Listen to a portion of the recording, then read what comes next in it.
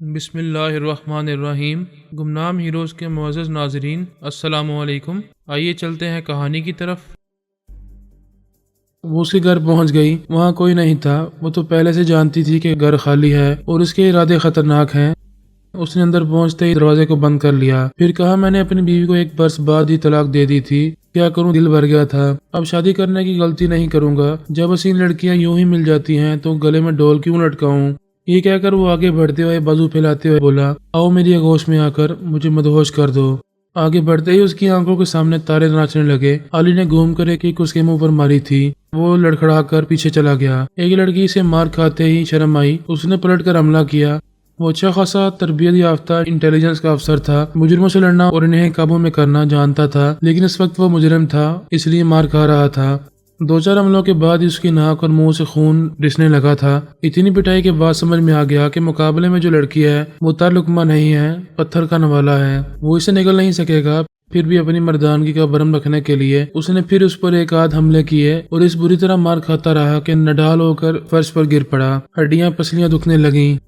علی نے کہا، میں تمہیں مار ڈالوں تو کسی کو معلوم نہیں ہو سکے گا کہ تم مجھے یہاں برے ارادے سے لائے تھے۔ کسی نے دیکھا نہیں ہے۔ میں چپ چاپ یہاں سے جا سکتی ہوں، لیکن بھیک میں تمہیں زندگی دے کر جا رہی ہوں۔ وہ چلی گئی۔ وہ افسر اس بری طرح زخمی ہوا تھا کہ 2 دنوں تک گھر سے باہر نہ نکل سکا تھا۔ تیسرے دن ڈیوٹی پر آیا تو اس کی ہڈیاں دکھ رہی تھیں۔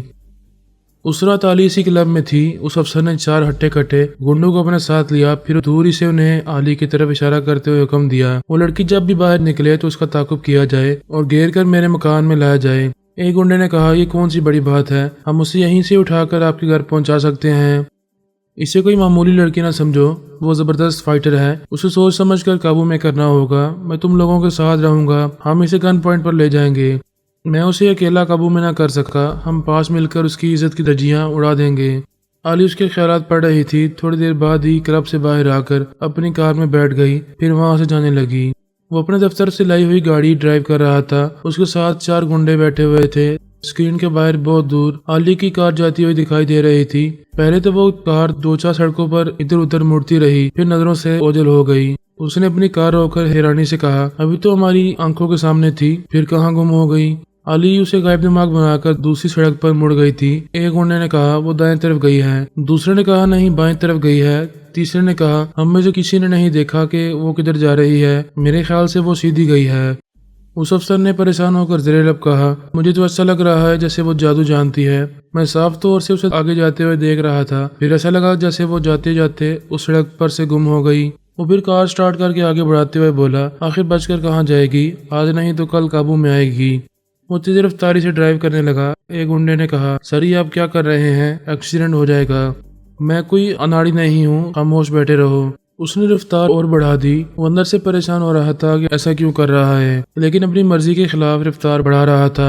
آخر اس نے اچانک ہی ایسا ٹرن لیا کہ گاڑی مڑ کر ایک بڑی سی دکان کے شوکے سے ٹکراتی ہوئی اندر گھستی چلی گئی۔ پھر اسے ہوش نہ رہا کہ وہ کہاں ہے۔ جب ہوش آیا تو اس نے خود کو اسپتال میں پایا۔ اس نے یوگا جاننے والے 6 افسران میں سے ایک کو بلا کر کہا، وہ لڑکی بہت پراسرار ہے، میرا خیال ہے جادو جانتی ہے یا پھر ٹیلی پیتھی جانتی ہے۔ اس نے اپنی روداد سنائی۔ اس یوگا کے افسر نے یہی روداد وائس مین کو سنائی۔ اس نے کہا، ہمیں بہت محتاط رہ کر اس لڑکی کے بارے میں معلومات حاصل کرنی ہوگی۔ اگر وہ نوجوان لڑکی ٹیلی پیتھی جانتی ہے تو یقیناً فرحات کی بیٹی ہوگی۔ وائس مین اچھی طرح یقین کر لینا چاہتا تھا کہ وہ ٹیلی پیتھی جانتی ہے۔ اس نے ایک منصوبہ بنایا کہ علی کے سامنے کسی خوبرو جوان کو پیش کیا جائے جو اس سے دوستی کر سکے اور اسے متاثر کر سکے۔ جب وہ علی کے ساتھ رہے گا تو وائس مین اس جوان کے دماغ میں رہ کر آسانی سے معلوم کر سکے گا کہ وہ ٹیلی پیتھی جانتی ہے یا نہیں۔ علی نے اچھی طرح سمجھ لیا کہ اب انٹیلیجنس والے اس کے پیچھے پڑ جائیں گے، لہذا دہلی شہر چھوڑ دینا چاہیے۔ یوں بھی وہ ممبئی جا کر عورت سدنان اور شیوانی کے ساتھ رہنا چاہتی تھی۔ ادھر کچھ روز پہلے وائس مین نے سوات سے آنے والے مراد علی بادشاہ کو اپنا تابع دار بنا لیا تھا۔ جب علی نے ممبئی جانے کے لیے ایک جہاز کا ٹکٹ لیا تو انٹیلیجنس والوں کو معلوم ہو گیا۔ وائس مین نے مراد کو بھی ممبئی جانے پر مجبور کر دیا۔ اس طرح علی اور مراد کی ملاقات ایئرپورٹ پر ہوئی۔ وہاں سے ان کا ساتھ ممبئی تک رہا۔ وائس مین نے اس دوران میں مراد سے عجیب و غریب حرکتیں کرائیں۔ علی کو یہ تاثر دیا کہ اگر کوئی لڑکی مراد سے محبت کا اظہار کرتی ہے اور وہ اس کی طرف مائل ہوتا ہے تو اچانک ہی مرد سے عورت بن جاتا ہے۔ علی نے اس سے محبت کا اظہار کیا اور وہ بھی اس کی طرف مائل ہوا تو اچانک ہی عورتوں کی طرح بولنے اور ناچنے لگا۔ علی نے مجھے بلا کر کہا آپ ذرا اس کے دماغ میں جا کر دیکھیں، یہ کچھ عجیب و غریب سا ہے، ایسا لگتا ہے جیسے کوئی اس کے دماغ پر قبضہ جمائے رکھتا ہے اور اس سے ایسی حرکتیں کرواتا ہے۔ میں اور علی اس کے اندر جاتے رہے۔ پھر ممبئی پہنچ کر ہم نے ایک مناسب موقع پر تنویمی عمل کے ذریعے معلوم کرنا چاہا کہ کوئی ٹیلی پیتھی جاننے والا اس کے اندر چھپا ہے یا نہیں۔ وائس مین اس وقت اس کے اندر چھپا ہوا تھا، اس نے ہمارے تنویمی عمل میں مداخلت نہیں کی۔ اس طرح ہمیں یقین ہو گیا کہ وہ مراد علی کسی کا تابع دار نہیں ہے۔ ایک شبہ سا تھا۔ میں نے علی سے کہا تم اس کے ساتھ ممبئی میں رہ سکتی ہو لیکن پورس کی طرف نہ جانا۔ یہ بات کھٹک رہی ہے کہ اگر مراد پر کسی نے تنویمی عمل نہیں کیا ہے، اسے اپنا تابع دار نہیں بنایا ہے، تو وہ اچانک ہی ایسا کیوں ہو جاتا ہے، کیوں عورتوں جیسی حرکتیں کرتا ہے جبکہ وہ ذہنی مریض بھی نہیں تھا، پھر وہ اب نارمل کیوں ہو جاتا ہے؟ جب تک اس کی کوئی معقول وجہ سمجھ میں نہ آتی تب تک میں مطمئن نہیں ہو سکتا تھا۔ پھر جلدی ایسے حالات پیش آئے کہ میں نے وردان کے دماغ پر قبضہ جما لیا۔ اس کی خیالات پڑھنے سے پتہ چلا کہ ہندوستان میں ایک امریکی ٹیلی پیتھی جاننے والے کو بلا کر کس طرح سے کام لیا جا رہا ہے۔ یہ معلوم ہوا کہ پارس بہت پہلے ہی اس ٹیلی پیتھی جاننے والے وائس مین کی نظروں میں آ چکا ہے۔ اب اس نے علی کو بھی مراد کے ساتھ دیکھ لیا تھا اور اس کی نگرانی کر رہا تھا۔ انڈین انٹیلیجنس کے 6 یوگا جاننے والے افسران وائس مین سے کہہ رہے تھے کہ فرحاد علی کا ایک بیٹا اور ایک بیٹی نظروں میں آ چکے ہیں، تو اب دیر نہیں کرنی چاہیے، ان دونوں کو اس طرح موت کی گھاٹ اتارنا چاہیے کہ فرحاد کو ہم پر شبہ نہ ہو۔ وائس مین نے کہا فرحاد کوئی ننھا بچہ نہیں ہے کہ ہم اسے بیوقوف بنا کر نکل جائیں گے۔ اس کی پوری ہسٹری بتاتی ہے کہ کسی بھی دشمن کی کوئی سازش اس سے چھپی نہیں رہتی۔ جب اسے معلوم ہوگا کہ اس کے بچوں کو موت کے گھاٹ اتارنے میں ہمارا ہاتھ ہے تو وہ اس ملک میں ایسی تباہی لائے گا جس کے بارے میں ابھی تم سوچ بھی نہیں سکتے۔ پھر وہ میرا پیچھا بھی نہیں چھوڑے گا، مجھے تابوت میں سلا کر ہی دم لے گا۔ یوگا جاننے والے ایک افسر نے کہا تم کہنا کیا چاہتے ہو؟ وہ ہماری نظروں میں آ چکے ہیں کہ ہم انہیں ایسے ہی معاف کر دیں اور انہیں یہاں اپنی منمانی کرنے دیں۔ واچ مین نے کہا آپ سب یہ دیکھیں کہ وہ آپ کے ملک کو کوئی نقصان نہیں پہنچا رہا، آپ کی کوئی راز نہیں چرا رہا، یہاں اس کے ذاتی معاملات ہیں، وہ اپنے معاملات سے نمٹ رہا ہے۔ کچھ بھی ہو ہم فرحاد اور اس کی ٹیلی پیتھی جاننے والوں کو یہاں برداشت نہیں کریں گے۔ میں کب کہتا ہوں کہ انہیں برداشت کرو؟ ہم اعلیٰ بی بی اور پارس کو گن پوائنٹ پر رکھ کر فرحاد کو مجبور کریں گے کہ وہ اپنے پورے خاندان والوں کے ساتھ انڈیا چھوڑ دے اور پھر کبھی یہاں کا رخ نہ کرے۔ کیا وہ ہماری بات مان جائے گا؟ بے شک جب وہ دیکھے گا کہ ہم نہایت دوستانہ انداز میں اسے یہ بات کہہ رہے ہیں اور اس کی بیٹی اور بیٹے کو گولی نہیں مار رہے، کسی بہانے موت کے گھاٹ نہیں اتار رہے، تو وہ ضرور اپنے تمام بچوں کے ساتھ یہاں سے چلا جائے گا۔ انہوں نے طے کیا کہ دوسرے دن صبح ہوتے ہی ان کے گھروں میں گھس کر انہیں گن پوائنٹ پر رکھا جائے گا۔ علی ممبئی میں مراد علی کے ساتھ تھی اور پارس بھی ممبئی کی طرف آ رہا تھا۔ ان تمام بہن بھائیوں نے سوچا تھا کہ ایک ہی شہر میں دور دور رہیں گے لیکن کبھی کبھی رازداری سے ملاقات کرتے رہیں گے۔ جب میں نے ان سب کو وائس مین کے بارے میں بتایا اور یہ انکشاف کیا کہ وہ سب رفتہ رفتہ انٹیلیجنس والوں کی نظروں میں آ رہے ہیں اور دوری دور سے ان کی نگرانی کی جا رہی ہے، تو وہ سب الرٹ ہو گئے۔ علی 5 منٹ کے اندر ہی مراد کو جھانسا دے کر اس سے دور ہو گئی۔ اس ہوٹل میں اس طرح کی کتنی ہی جوان لڑکیاں اور عورتیں تھیں۔ اس نے فوراً ہی ریڈی میڈ میک اپ کے ذریعے چہرے کو تھوڑا سا تبدیل کیا تھا۔ جب وہ ہوٹل سے نکلی تو اس کی نگرانی کرنے والے جاسوس اسے پہچان نہ سکے، یہی سمجھتے رہے کہ وہ مراد کے ساتھ اس کے کمرے میں بیٹھی باتیں کر رہی ہوگی۔ وائس مین ان 6 افسران سے یہ گفتگو میں مصروف تھا۔ جب وہ مراد کے پاس آیا تب پتہ چلا کہ چڑیا پنجرے سے اڑ چکی ہے۔ ممبئی کی تمام پولیس اور انٹیلیجنس والے حرکت میں آ گئے۔ اس ایک نوجوان لڑکی کو پورے شہر میں تلاش کرنے لگے۔ کبریا نے علی سے کہا تم میرے پاس چلی جاؤ، میں یہاں ایک بوڑھے میاں بیوی کے ساتھ رہتا ہوں، ان کی 2 بیٹیاں ہیں، ایک بیٹی سسرال گئی ہوئی ہے، تم ان کی دوسری بیٹی بن کر رہ سکو گی۔ میں نے ان سب کو اپنا تابع دار بنایا ہوا ہے، ہم دونوں بہن بھائی اس فیملی میں ایڈجسٹ ہو جائیں گے، کوئی بھی انٹیلیجنس والا ہم پر شبہ نہیں کر سکے گا۔ پارس ایک ٹرین کے ذریعے ممبئی کی طرف آ رہا تھا۔ میں اور بابا صاحب کے دائرے سے تعلق رکھنے والے 2 ٹیلی پیتھی جاننے والے اس کے دماغ میں پہنچ گئے۔ جس کمپارٹمنٹ میں وہ سفر کر رہا تھا ہم اس کے مسافروں کے اندر پہنچنے لگے۔ پتہ چلا کہ ان میں سے ایک انٹیلیجنس سے تعلق رکھتا ہے اور وہ پارس کی نگرانی کر رہا ہے۔ اس نے اپنے موبائل فون کے ذریعے اپنے افسران کو یقین دلایا تھا کہ پارس اسی ٹرین سے ممبئی پہنچ رہا ہے۔ ٹرین ایک اسٹیشن پر رکی تو ایک ٹیلی پیتھی جاننے والے نے اس کے دماغ پر قبضہ جمایا، اسے غائب دماغ بنایا۔ جب ٹرین چل پڑی تو اس جاسوس نے غائب دماغ رہ کر اپنے موبائل فون کو کھڑکی سے باہر پھینک دیا۔ تقریباً 50 میل دور جانے کے بعد اس کے دماغ کو آزاد چھوڑا گیا تو اس نے چونک کر دیکھا کمپارٹمنٹ میں پارس نہیں تھا۔ اس نے اپنے افسران کو فوراً یہ اطلاع دینا چاہی، اپنے موبائل فون کو تلاش کرنے لگا تو وہ اس کے پاس نہیں تھا۔ اس کے سمجھ میں نہیں آیا کہ پارس کب اس کے پاس آیا تھا اور کب اس کا فون لے کر ٹرین سے اتر کر کہیں چلا گیا ہے۔ اب اسے نہ کوئی ڈھونڈ سکتا تھا اور نہ ہی دیکھ سکتا تھا۔ ہم پرانے کھلاڑی ہیں، ٹیلی پیتھی کی آنکھ مچولی کھیلنا خوب جانتے ہیں۔ نیومی کو کامیابی حاصل کرنے میں ذرا دیر لگی تھی، لیکن ناکام ہونے میں ذرا بھی دیر نہ لگی۔ اسے یوں لگ رہا تھا جیسے پلک جھپکتے ہی وہ بلندی سے پستی میں آ گری ہے۔ اس نے اپنی موت کا بڑا زبردست ڈرامہ پلے کیا تھا، مجھے بے وقوف بنایا تھا۔ ایسا چند دنوں کے لیے ہوا تھا، پھر طلسم ٹوٹ گیا تھا۔ اسے یہ سوچ کر افسوس ہو رہا تھا کہ آئندہ وہ سونیا کی جگہ لے کر میری زندگی میں نہیں آ سکے گی۔ جتنا زبردست فراڈ اس نے کیا تھا اتنا ہی میرا اعتماد کھو چکی تھی۔ فی الوقت اس کے سامنے سب سے اہم مسئلہ یہ تھا کہ وہ خود کو کس طرح چھپائے۔ وہ جانتی تھی کہ میں اور میرے جاسوس اسے تلاش کر رہے ہوں گے۔ 7 بلڈرز کے جاسوس بھی ہر ملک میں رہا کرتے تھے، وہ بھی ایک ایسی ہی جوان لڑکی کو تلاش کر رہے ہوں گے جس کا چہرہ بگڑا ہوا ہے۔ وہ میڈرڈ سے پیرس گئی تھی اور پیرس سے استنبول پہنچ گئی تھی۔ وہاں ایک مسلمان عورت کی طرح عبایا پہنتی تھی اور چہرے کو سکارف کے ذریعے ڈھانپ لیتی تھی، صرف 2 آنکھیں دکھائی دیتی تھیں۔ وہ یہ خوب سمجھتی تھی کہ ہمیشہ خود کو اس طرح چھپا کر نہیں رکھ سکے گی، اسے جلدی پلاسٹک سرجری کے ذریعے چہرہ تبدیل کرانا ہوگا۔ لیکن پلاسٹک سرجری سے پہلے اسے چہرے پر لگے زخموں کا علاج کرانا تھا۔ چہرے کی ہڈیاں بھی دکھتی رہتی تھیں۔ جب تک ان سب کا علاج نہ ہوتا تب تک وہ ایک چہرے پر دوسرا چہرہ نہیں بنوا سکتی تھی۔ اسے یہ اندیشہ رہتا تھا کہ تلاش کرنے والے شہر کے ہر ہسپتال اور کلینک وغیرہ میں اسے ڈھونڈتے پھر رہے ہوں گے، سستے اور مہنگے ڈاکٹروں تک پہنچ کر معلوم کر رہے ہوں گے کہ کوئی زخمی چہرے والی ان کے زیر علاج ہے یا نہیں۔ اس نے استنبول پہنچ کر ایک بہت ہی مشہور و معروف اور تجربے کار ڈاکٹر کو ٹریپ کیا تھا، اسے ہپنوٹائز کر کے اپنا معمول اور تابعدار بنایا تھا۔ ایک بہت ہی مہنگے علاقے میں چھوٹا سا بنگلہ کرائے پر لیا تھا، وہیں وہ ڈاکٹر رات کو چھپ کر آتا تھا، اس کا علاج کرتا تھا، پھر رات کے اندھیرے میں ہی واپس چلا جاتا تھا۔ وہ مجھ سے جتنی محبت کرتی تھی اتنی ہی خوفزدہ بھی تھی۔ میں نے اس کا موجودہ لب و لہجہ پہچان لیا تھا۔ یہ اندیشہ رہتا تھا کہ اتفاقاً وہ کبھی دماغی طور پر کمزور ہوگی یا چہرے کی سرجری کراتے وقت جب بہت ہی کمزور ہو جایا کرے گی تو میں اس کے ذہن پر مسلط ہو جاؤں گا اور اسے اپنی تابعدار بنا لوں گا۔ وہ ہر طرف سے الجھی ہوئی تھی۔ ایک تو چہرہ ٹریڈ مارک بن گیا تھا، کوئی بھی دشمن اسے دیکھ کر پہچان سکتا تھا، لہٰذا وہ اپنے بنگلے میں دن رات چھپ کر رہتی تھی۔ ضرورت کے وقت باہر نکلتی تو نقاب میں رہتی تھی، فوراً ہی واپس چلی جاتی۔ اس کی دوسری کمزوری یہ تھی کہ ہم ٹیلی پیتھی جاننے والوں نے اس کی موجودہ آواز اور لب و لہجے کو سن لیا تھا، کسی وقت بھی اس کی دماغی کمزوری سے فائدہ اٹھایا جا سکتا تھا۔ اس نے سوچا کہ اگر میں اپنی آواز اور لب و لہجے کو بدل ڈالوں تو پھر کوئی بھی ٹیلی پیتھی جاننے والا مجھے تلاش نہیں کر سکے گا، کسی کو یہ معلوم نہیں ہو سکے گا کہ اب میرا موجودہ لب و لہجہ کیا ہے۔ اس پہلو سے خود کو چھپانے کے لیے ایسی عامل کی ضرورت تھی جو کامیابی سے اس پر عمل کرتا اور عمل کرنے کے دوران میں اسے دھوکہ نہ دیتا۔ ہپنوٹائز کرنے والے قابل اعتماد نہیں ہوتے، موقع ملتا ہی کسی کو بھی اپنے زیر اثر لے آتے ہیں، اسے تابعدار بنا کر اپنے مفاد کے لیے کام لیتے رہتے ہیں۔ کسی ہپنوٹائز کرنے والے پر اعتماد کرنے کی ایک ہی صورت تھی کہ پہلے وہ اس عامل کو اپنا تابعدار بناتی، اس کے بعد وہ عمل کرتا تو پھر اس کی طرف سے کوئی اندیشہ نہیں رہتا۔ وہ کسی تجربے کار عامل کو تلاش کرنے لگی، خیال خوانی کے ذریعے ایسے متعلقہ افراد کے دماغوں میں جانے لگی جو عامل حضرات کے بارے میں اچھی خاصی معلومات رکھتے تھے۔ آخر وہ ہپنوٹائز کرنے والے کے دماغ میں پہنچ ہی گئی۔ وہ 70 برس کا ایک بوڑھا تھا، اس عمر میں بھی اچھا خاصا صحت مند تھا، آواز میں گن گرج تھی، اس شعبے میں اس قدر تجربہ کار تھا کہ منٹوں میں کسی کو بھی اپنا تابعدار بنا لیتا تھا۔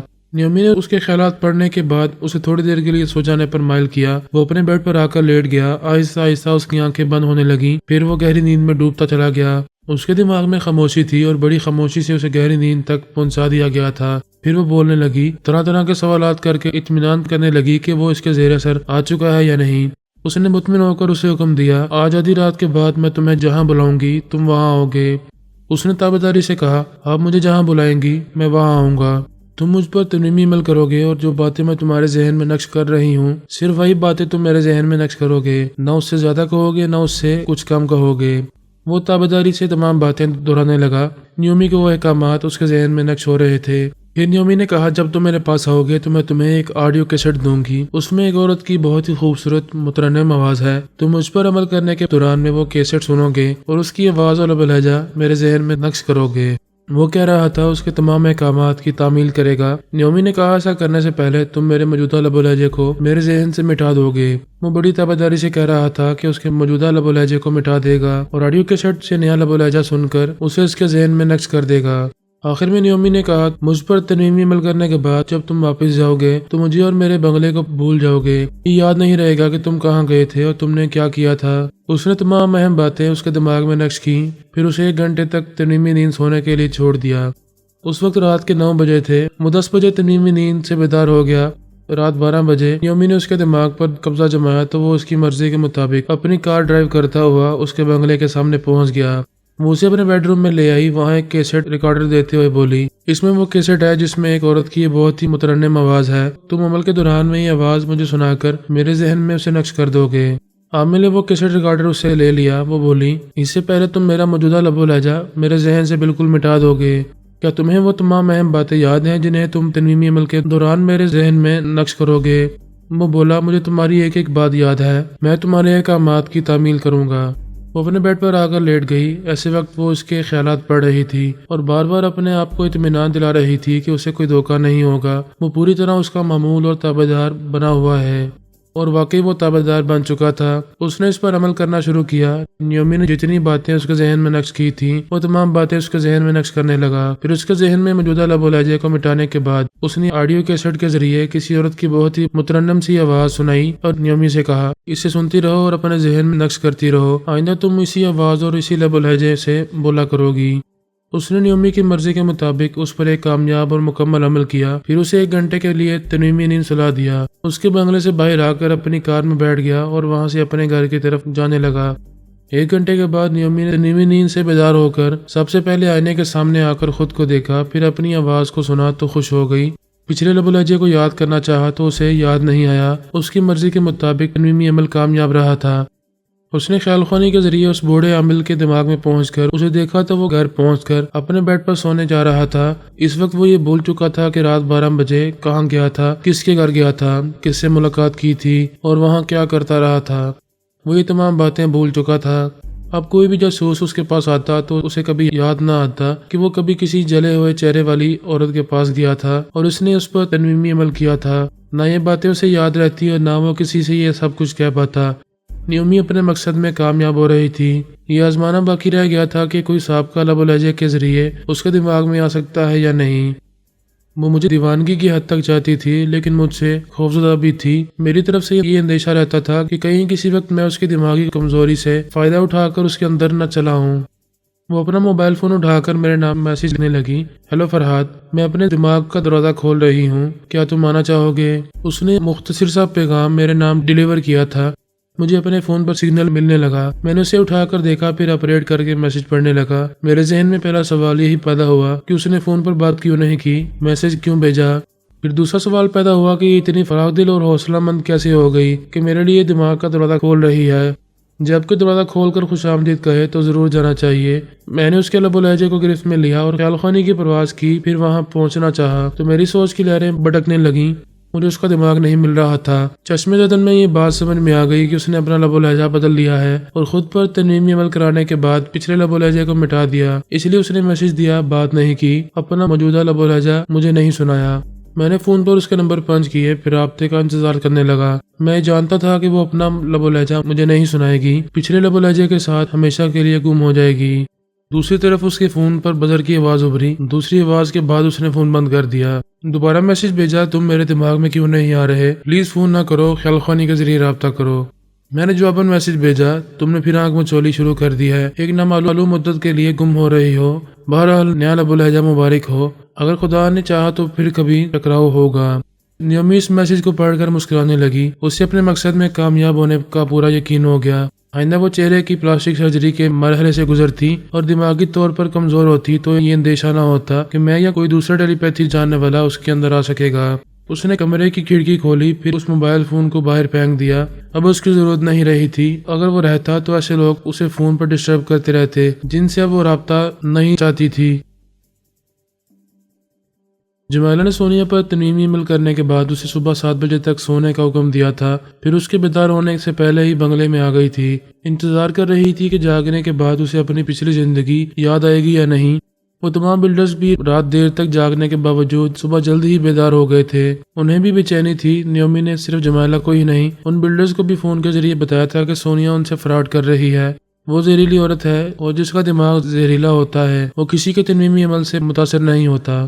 نیومی نے ان کے دلوں میں شک کا بیج بو دیا تھا۔ اس بار جمیلہ نے جو عمل کیا تھا وہ بہت اہم تھا۔ اس کا نتیجہ دیکھ کر ہی پتہ چل سکتا تھا کہ سونیا اب تک ان کی تابعدار بن کر رہی ہے یا فراڈ کرتی رہی ہے۔ اگر وہ جمیلہ کے عمل کے زیر اثر نہ آتی تو آج اسے اپنا ماضی بھی یاد نہیں آئے گا۔ وہ پہلے کی طرح جمیلہ کو اپنی بیٹی اور خود کو اس کی ماں سمجھے گی۔ اسے اپنا شوہر اور بچے یاد نہیں آئیں گے۔ جمالہ صبح ہوتے ہی تبدیل ہو گئی تھی، شاور لے کر لباس تبدیل کر کے بیڈ روم میں آئی تو 7 بج چکے تھے۔ سونیا نے آنکھیں کھول دیں، وہ خاموش بیڈ پر چاروں شانے چت پڑی ہوئی تھی اور چھت کو تکتے ہوئے کچھ سوچ رہی تھی۔ وہ اپنے طور پر ایکٹنگ شروع کر چکی تھی۔ جمالہ نے باتھ روم سے نکل کر اس پر نگاہ ڈالی، پھر وہیں روک کر اسے دیکھنے لگی۔ اس کی خاموشی بتا رہی تھی کہ وہ اپنی پچھلی زندگی یاد کر رہی ہے اور گہری سوچ میں ڈوبی ہوئی ہے۔ جمالہ نے ہولے سے کھنکارتے ہوئے اسے خیالات سے چونکایا تو وہ چونک گئی۔ سر گھما کر جمالہ کو بڑی ہی اجنبی نظروں سے دیکھنے لگی، پھر اٹھ کر بیٹھ گئی۔ جمالہ نے اس کے قریب آتے ہوئے پوچھا، اب آپ کی طبیعت کیسی ہے؟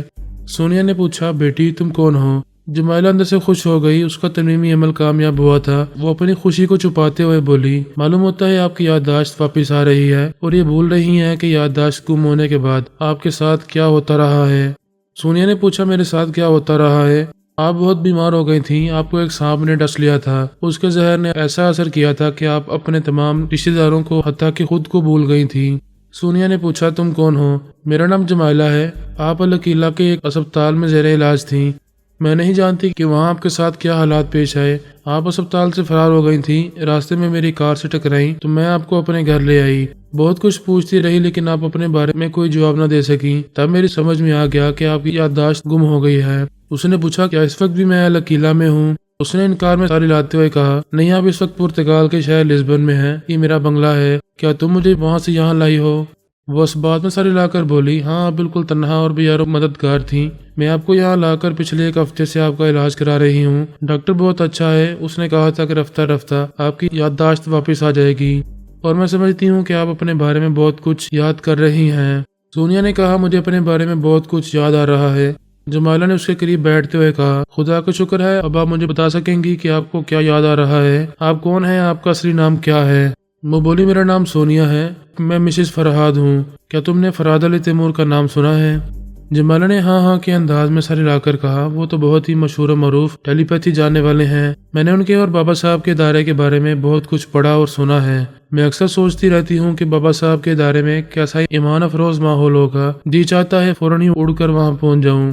پھر وہ بولتے بولتے چپ ہو گئی، کہنے لگی، اوہ سوری، میں اپنے ہی جذبات میں بہہ رہی تھی، مجھے آپ کے بارے میں مزید معلوم کرنا چاہیے تاکہ آپ کو آپ کے گھر تک اور اپنوں تک پہنچا دوں۔